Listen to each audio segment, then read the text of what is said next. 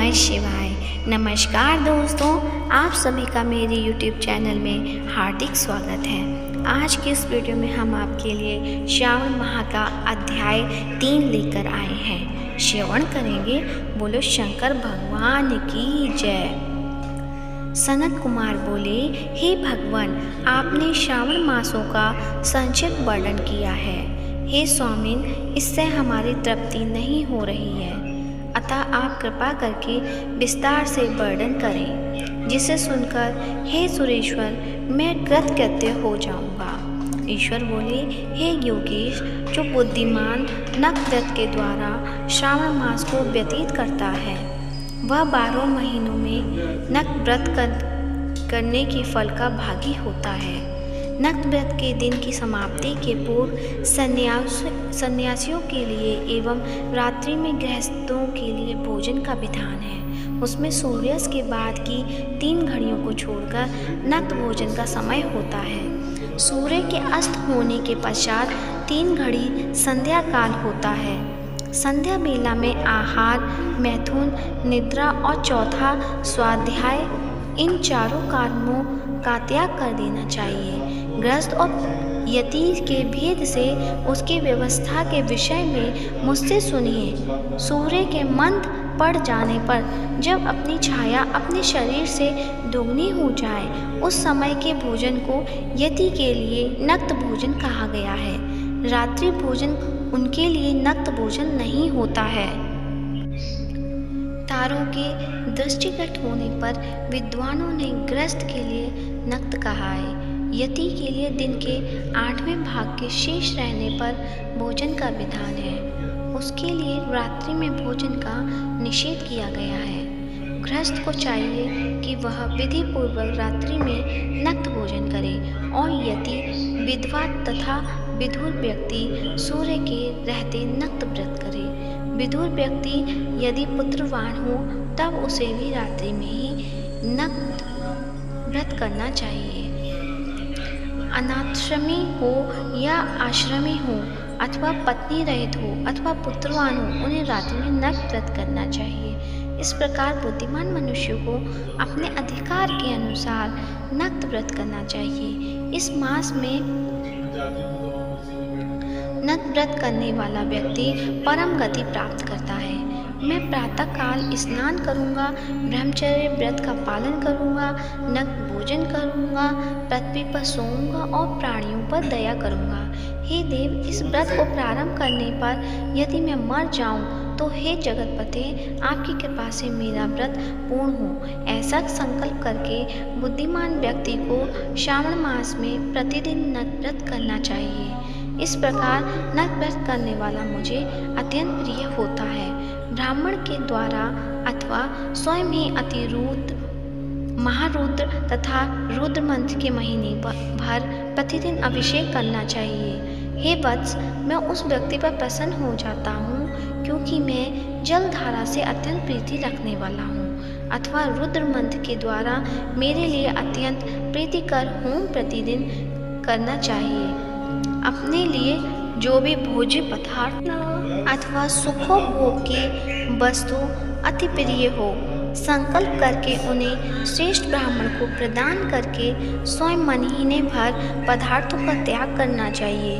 हे मुने, अब इसके बाद उत्तम लक्ष्य पूजा विधि को सुनिए। लक्ष्मी चाहने वाले अथवा शांति की इच्छा रखने वाले मनुष्य को लक्ष्य बिलपत्रों या लक्ष्य दुर्वा दलों से शिव की पूजा करनी चाहिए। आयु की कामना करने वाले को चंपा के लक्ष्य पुष्पों तथा विद्या चाहने वाले व्यक्ति को मल्लिका या चमेली के लक्ष्य पुष्पों से श्री हरि की पूजा करनी चाहिए। शिव तथा विष्णु की प्रसन्नता तुलसी के दलों से सिद्ध होती है।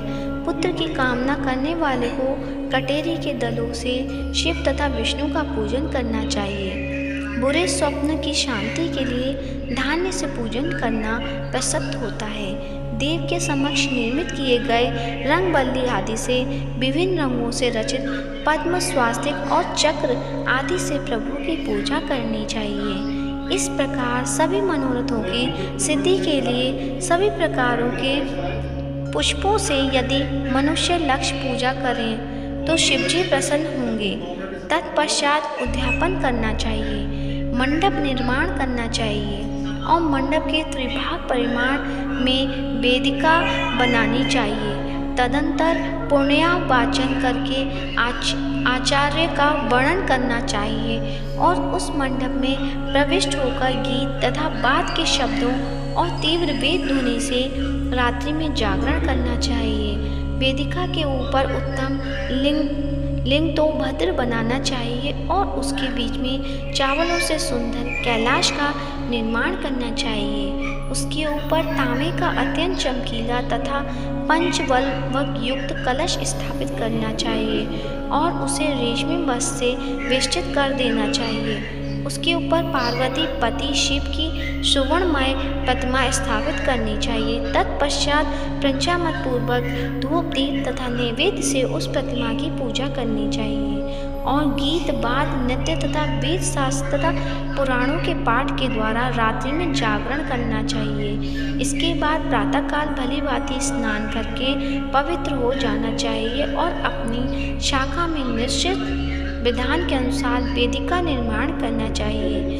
तत्पश्चात मूल मंत्र से या गायत्री मंत्र से या शिव के सहस्त्र नामों के द्वारा तिल तथा घृत मिश्रित खीर से होम करानी चाहिए तथा जिस मंत्र से पूजा करने की गई है उसी से होम करके पूर्णाहुति डालनी चाहिए। इसके बाद वस्त्र अलंकार तथा भूषणों से भली भांति आचार्य का पूजन करना चाहिए। तत्पश्चात अन्य ब्राह्मणों का पूजन करना चाहिए और उन्हें दक्षिणा देनी चाहिए। जिस जिस वस्तु से उमापति शिव की लक्ष्मी पूजा की हो तथा उसका दान करना चाहिए।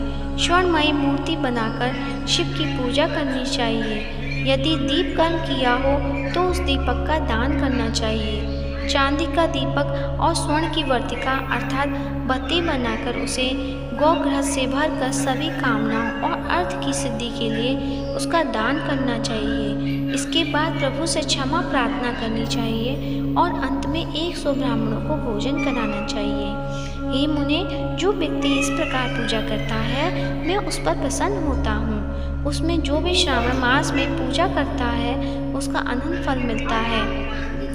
यदि अपने लिए अत्यंत प्रिय कोई वस्तु मुझे अर्पण करने के विचार से इस माह में कोई त्यागता है तो अब उसका फल सुनिए। इस लोक में तथा परलोक में उसकी प्राप्ति लाख गुना अधिक होती है। सकाम करने से अविलक्षित सिद्धि होती है और निष्काम में परम गति मिलती है।